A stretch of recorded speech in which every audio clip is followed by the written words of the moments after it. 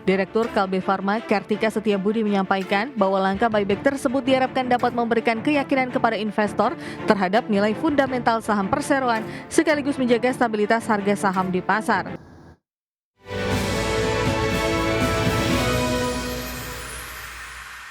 PT Kalbe Farma Tbk mengungkapkan rencana buyback saham dengan nilai maksimal Rp250 miliar yang akan dilaksanakan pada 16 Desember 2025 hingga 15 Maret 2026. Ya, meski menyebut pelaksanaan buyback berpotensi menurunkan pendapatan bunga, namun manajemen Kalbe menilai dampak tersebut tidak bersifat material terhadap kinerja perseroan.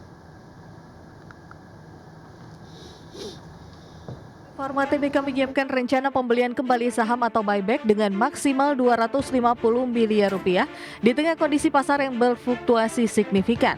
Direktur Kalbe Farma, Kartika Setiabudi menyampaikan bahwa langkah buyback tersebut diharapkan dapat memberikan keyakinan kepada investor terhadap nilai fundamental saham perseroan sekaligus menjaga stabilitas harga saham di pasar. Adapun periode buyback direncanakan berlangsung selama maksimal 3 bulan, yakni mulai 16 Desember 2025 hingga 15 Maret 2026. Perseroan akan menggunakan dana internal untuk membiayai aksi korporasi ini. Kalbe memperkirakan pelaksanaan buyback berpotensi menurunkan pendapatan bunga sekitar Rp2,97 miliar setelah periode pembelian kembali saham berakhir. Namun manajemen menilai dampak tersebut tidak bersifat material terhadap kinerja perseroan. Dari sisi kinerja per saham, KB memproyeksikan laba per saham secara performa berpotensi meningkat menjadi Rp70,42 per saham apabila buyback dilaksanakan sepenuhnya. Angka tersebut lebih tinggi dibandingkan laba per saham tahun buku yang berakhir pada 31 Desember 2024 sebesar Rp70,16 per saham. Berbagai sumber IDX Channel. Informasi selanjutnya pemirsa, potensi penciptaan wirausaha muda cukup besar. Ya, melalui kolaborasi inovatif dan digitalisasi, daya saing pelaku usaha muda Indonesia bisa memiliki kekuatan baru dalam bisnis connect berkelanjutan. Sebanyak 37 wirausaha muda didorong berani untuk melantai di Bursa Efek Indonesia atau IPO. Salah satu upaya dilakukan pengusaha nasional Sandiaga Salahuddin Uno, sekaligus founder Yayasan Indonesia Setara dan Sandi Nation Academy untuk mendorong para pelaku usaha muda memiliki daya saing global. Dalam penyelenggaraan Rocket Day 2025, Graduation Ceremony Inkubasi dan Akselerasi, Rocket Youthpreneurs yang digelar di Bursa Efek Indonesia tercatat nilai bisnis connect menembus Rp4,17 miliar. Hal ini menunjukkan kuatnya daya tarik bisnis dari para peserta di mata mitra dan investor, di mana Business Connect sebagai jalur strategis pembibitan calon emiten muda Indonesia yang diharapkan dapat mendorong transformasi usaha kecil menjadi bisnis formal, terukur, dan berkelanjutan. Kendala utama mereka adalah dari 1.250, pertama adalah pengelolaan usahanya.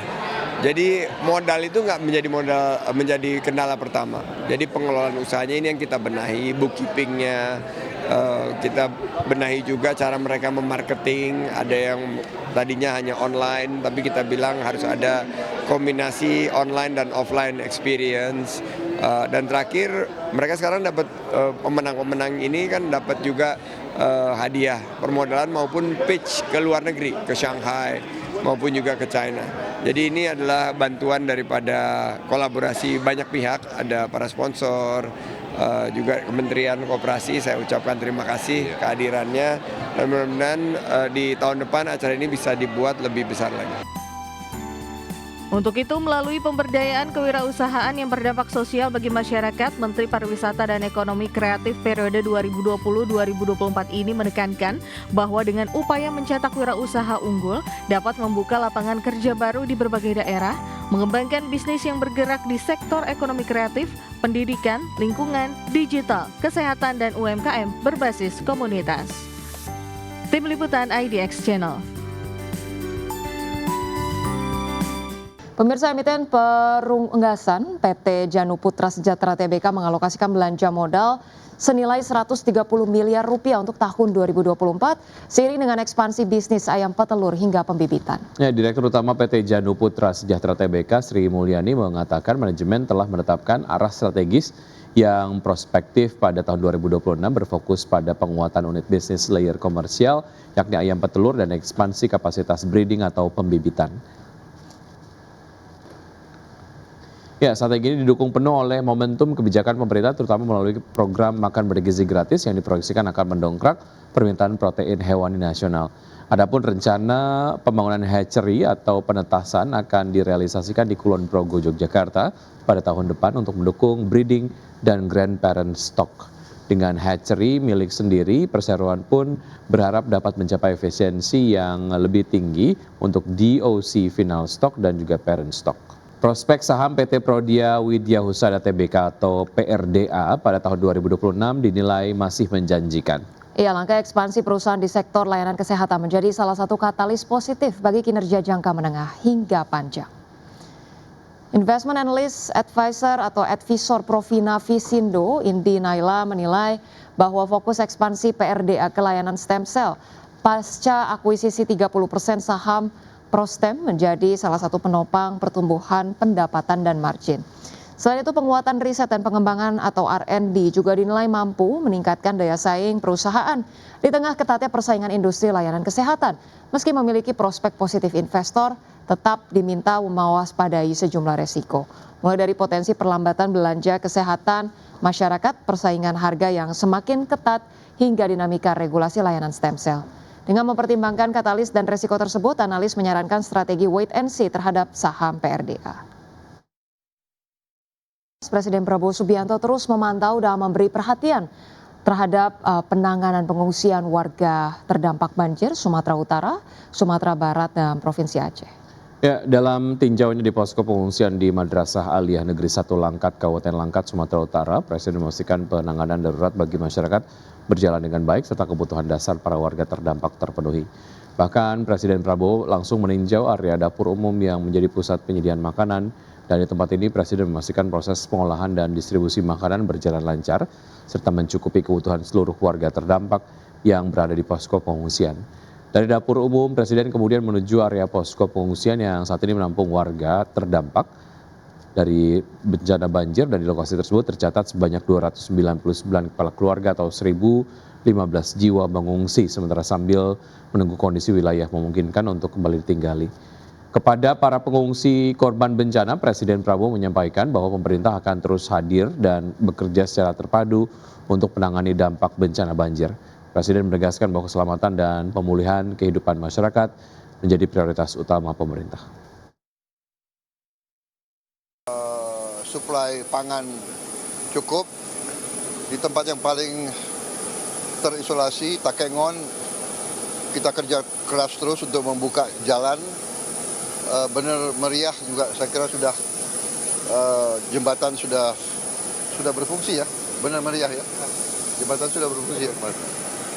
Direktorat Jenderal Bea dan Cukai Kementerian Keuangan tengah mengembangkan aplikasi berbasis kecerdasan buatan bernama Trade AI untuk memperkuat pengawasan impor. Ya, Menteri Keuangan Purbaya Yudi Sadewa memastikan pihaknya siap menyediakan anggaran agar sistem tersebut dapat berfungsi optimal dalam mencegah praktik under invoicing yang kerap dilakukan oknum importir. Kementerian Keuangan melalui Ditjen Bea Cukai terus mendorong peningkatan pengawasan aktivitas ekspor-impor di pelabuhan demi memastikan penerapan regulasi dipatuhi semua pihak. Saat ini, tim pengembangan AI Bea Cukai masih memanfaatkan perangkat keras dan perangkat lunak yang ada. Namun ke depan, pengembangan penuh aplikasi Trade AI diperkirakan membutuhkan investasi mencapai 45 miliar rupiah. Menteri Keuangan Purbaya Yudi Sadewa menjelaskan sistem AI Bea Cukai dirancang untuk meningkatkan ketepatan analisis impor serta mendeteksi lebih dini potensi pelanggaran seperti under invoicing hingga indikasi pencucian uang berbasis perdagangan. Keberadaan teknologi tersebut diharapkan dapat memperkuat efektivitas pengawasan kepabeanan. AI itu software-nya dikembangkan secara internal, jadi nggak ada investasi yang terlalu besar sampai sekarang. Kita pakai sumber resources yang ada, hardware yang ada, software yang ada, yang paling saya bayar gaji yang biasa. Tapi untuk depan, untuk pengembangan lebih dalam lagi supaya lebih canggih di seluruh Indonesia, kita perkirakan kita perlu investasi sekitar 45 miliar rupiah lagi untuk mengembangkan sistem IT-nya. Trade AI di tiap pelabuhan nantinya akan dibekali kemampuan analisis nilai pabean, klasifikasi barang, dan verifikasi dokumen yang seluruhnya akan terintegrasi dengan sistem CISA 4.0. Purbaya menegaskan bahwa integrasi ini akan mempercepat proses pengambilan keputusan di berbagai lini pengawasan, sebab praktik under invoicing selama ini menjadi modus umum untuk menurunkan nilai transaksi demi mengurangi pembayaran bea masuk dan pajak sehingga berpotensi merugikan negara. Jakarta, Raharjo Patmo, IDX Channel.